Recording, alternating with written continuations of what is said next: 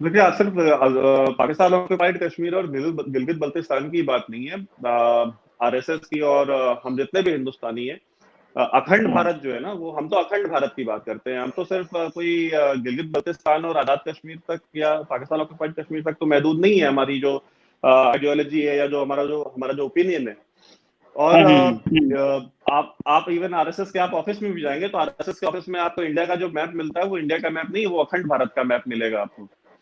और दूसरी चीज देखिए मैं आपको बताऊं, हाँ दूसरी चीज मैं आपको बताऊं कि ये कहते हैं कि सब आप आए हमारे यहाँ पे, हम इंतजार कर रहे हैं। तो ठीक है सर, हम आएंगे तो हम आपको बता के थोड़ी आएंगे। मौसम बताने की जहां तक बात है, वो जब बांग्लादेश बनाना था हमें, तो बांग्लादेश 1971 में बना था और हिंदुस्तान ऑल इंडिया रेडियो ने बांग्लादेश का मौसम जो है ना, ढाका का मौसम 1970 में बताना शुरू कर दिया था। तो मतलब इसका एक हिस्टोरिकल पर्सपेक्टिव भी है। अगर आप उसको देखना चाहें तो देखें, नजरअंदाज करना चाहें नजरअंदाज कर दें।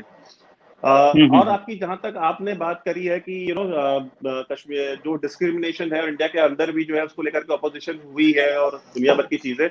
देखिए, इंडिया डेमोक्रेसी है, यहाँ पे आजादी है, आप एहतजाज कर सकते हैं। अब हम पाकिस्तान तो नहीं है ना, जहाँ पे आज आपको मैं बता दूं तो आज खार कमर मैसेकर जो लास्ट ईयर हुआ था पख्तूनों का, उसके आज एनिवर्सरी है। और ये मखदूम साहब बैठे हैं, ये गए थे, इन्होंने इंटरव्यू भी किया था मंजूर पश्तीन का, और फिर बाद में इन्होंने बड़ी उसके ऊपर कई सारे प्रोपेगेंडा वीडियोस वगैरह भी शूट करके बनाए थे। तो जरा मुझे ये भी इस चीज का बताएं कि जब खार कमर मैसेकर हुआ तो आपके आसिफ गफूर साहब ने प्रेस कॉन्फ्रेंस करके कहा था कि मोहसिन दावड़ और अली वजीर ने हमला किया था पाकिस्तान आर्मी की चेक पोस्ट के ऊपर, और उसकी जवाबी कार्रवाई में गोली चली थी और लोग मरे थे। जरा मुझे बताएं तो सही कि वो दोनों कहाँ पे, क्या एहतसाब हुआ? मोहसिन दावड़ और अली वजीर क्या जेल में आज की डेट में? वो नेशनल असेंबली के सेशंस नहीं अटेंड कर रहे?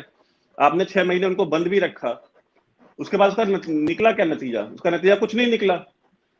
तो आपने जो वहां पे जो 2500 लोग अपने मारे पख्तूनों को, जो आज से ठीक 1 साल पहले मारे थे, उनको किस जुर्म में मारा था? तो देखिए, आज जो रियासत खुद अपने शहरियों को मारती है ना, उसको दूसरों को लेक्चर नहीं करना चाहिए कि आपके यहाँ ह्यूमन राइट्स वायलेशन और आपके यहाँ लोग आवाज उठा रहे हैं, एहतजाज कर रहे हैं। एहतजाज डेमोक्रेसीज में होते हैं, हमारे यहाँ होते हैं। आपके यहाँ तो पीटीएम एहतजाज करने जाती है तो आप बता देते हैं कि गद्दार, इन्होंने 1 घंटे का प्रोग्राम बनाया हुआ, मखदूम साहब ने वीडियो पढ़ा हुआ है, आप जाके देख लें कि कैसे मंजूर पश्तीन रॉ और एनडीएस के हाथों में खेलता है। तो हमारे यहाँ पे ये चीजें नहीं है। हमारे यहाँ पे एक लॉ है और उस लॉ के अंडर में हमारे यहाँ चीजें होती हैं।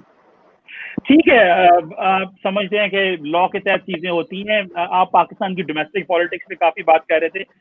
हमें इस चीज का अंदाजा है कि पाकिस्तान की डोमेस्टिक पॉलिटिक्स में या डोमेस्टिकली चैलेंजेस हैं कुछ, और उसके लिए मेरा ख्याल है कि मैं खुद समझता हूँ कि एक पाकिस्तान को एक नए सोशल कॉन्ट्रैक्ट की तरफ जाना चाहिए, और वो सोशल कॉन्ट्रैक्ट बहुत सारी पार्टी इसको नहीं मानती, लेकिन मैं समझता हूँ कि पाकिस्तान की पॉलिटिकल लीडरशिप को जो स्टेक होल्डर्स नए इमर्ज हो रहे हैं उनके साथ डायलॉग करना चाहिए, डिस्कस करना चाहिए, बट एज लॉन्ग एज जब तक वो स्टेक होल्डर्स एक्सटर्नल मदद न लें, क्योंकि हम किसी भी ट्रांसनेशनल नेशनलिज्म को सपोर्ट नहीं करते और ना हम चाहते हैं कि ये हो।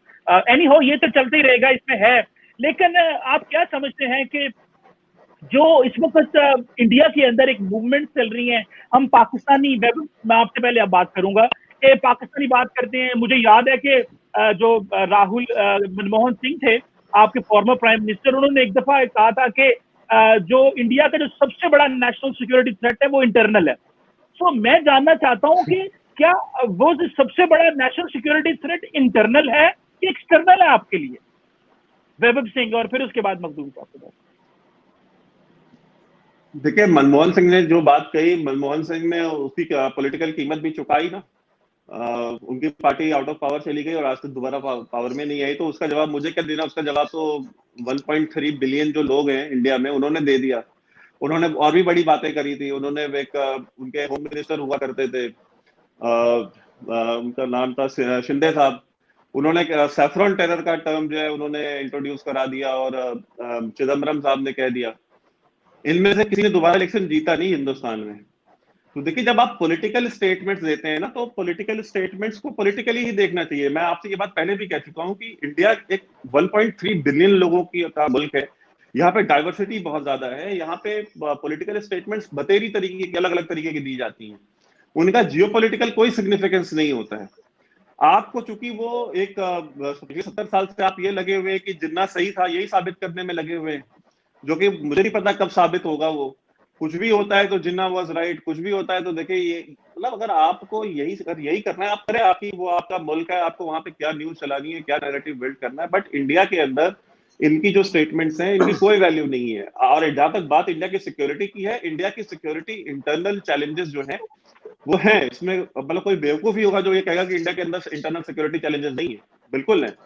और एक्सटर्नल भी है, और खासतौर पे आपके साथ जो पाकिस्तान के साथ जो हमारा बॉर्डर है, अब लश्कर तैयबा, लश्कर जंगवी जैसी ये जैश ए मोहम्मद जैसी अगर वहां पे तंजीमें बना रखी है मुरीदके में और बहावलपुर में, और यूनाइटेड जिहाद काउंसिल आपने मुजफ्फराबाद में बना रखी है, तो जाहिर सी बात है कि वो एक हमारे लिए एक्सटर्नल चैलेंज है। हम बारामूला कश्मीर में एक डिस्ट्रिक्ट है, उसके बारामूला के डिस्ट्रिक्ट के बाहर एक बहुत बड़ा कई 100 एकड़ में बना हुआ एक कब्रिस्तान है। वहां पे सारी पाकिस्तानी ओरिजिन के जो टेररिस्ट है उनकी बॉडीज दफन है, जो अनआइडेंटिफाइड है। तो अब अगर आपने उतना बड़ा कब्रिस्तान बना रखा है तो एक्सटर्नल थ्रेट ही है ना, तो हम तो उसको एडमिट करते हैं। और जिसको कि आप लोग के यहाँ अक्सर बोलते हैं कि मास ग्रेव्स हैं कश्मीर में, और अननोन अनआइडेंटिफाइड मास ग्रेव्स हैं, तो वो यही ग्रेव्स हैं वो। और इंटरनल हमारे यहाँ पे बड़े लोग हैं भाई, खित्ता एक है, लोग भी काफी सारे एक जैसे ही हैं। तो पैसे पे बिकने वाले ऐसा थोड़ी कि हिंदुस्तान में हर एक इंसान जो घूम रहा है वो कोई फकीर और सूफी और साधु संत है।